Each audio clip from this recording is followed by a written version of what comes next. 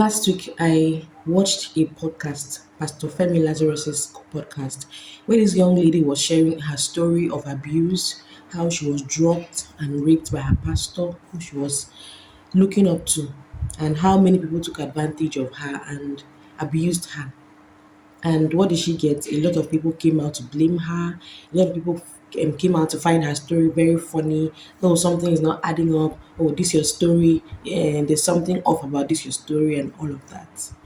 And I'm just grateful that that lady had a mask on because if she had opened her face, Nigerians would have probably trolled her to an early grave.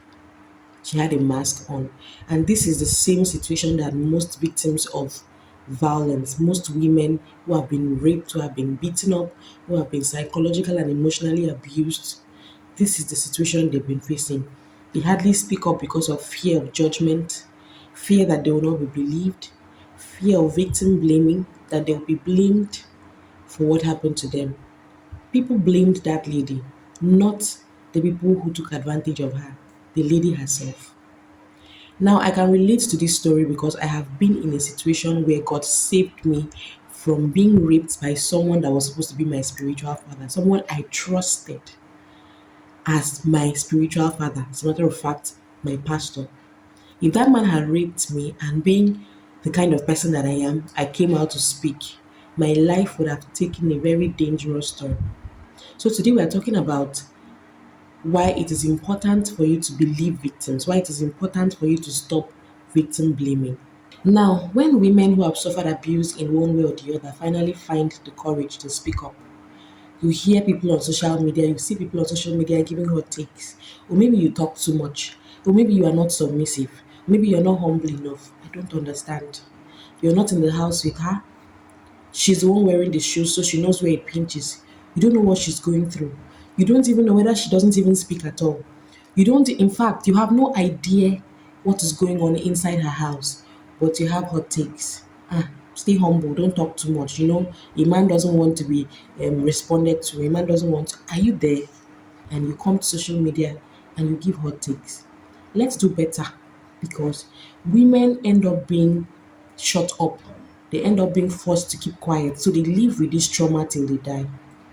A woman who is traumatized, who is not loved properly, who doesn't have love cannot give. I mean, you cannot put something on nothing and expect it to stand. She cannot love her children, as much as she should or properly. Then we have broken children. These broken children, their attitude and their experiences will now rub off on other children. And that's how the cycle continues. We have a society full of broken people who are not even living, just existing. And then we just keep going on and on.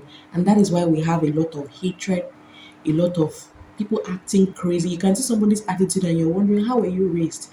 Sometimes it just rubs off on, from one generation to the other, from one friend to the other. And that's how our society continues to exist with lesser and lesser love every day. So, what do we do for victims of domestic violence? Women who are going through abuse, girls who are going through abuse.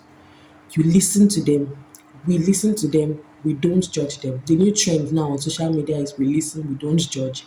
But jokes apart, this is the actual situation where you listen and you should not judge. A friendly hug, holding of hands, a word of encouragement, even corporate prayers can go a long way. Or better still, if you have nothing to say, you can just keep quiet. Instead of further hurting them because you have no idea the extent of trauma that they are going through. Hold their hands, pray with them, be their friend before we even talk about going to the police or going to courts or getting them help.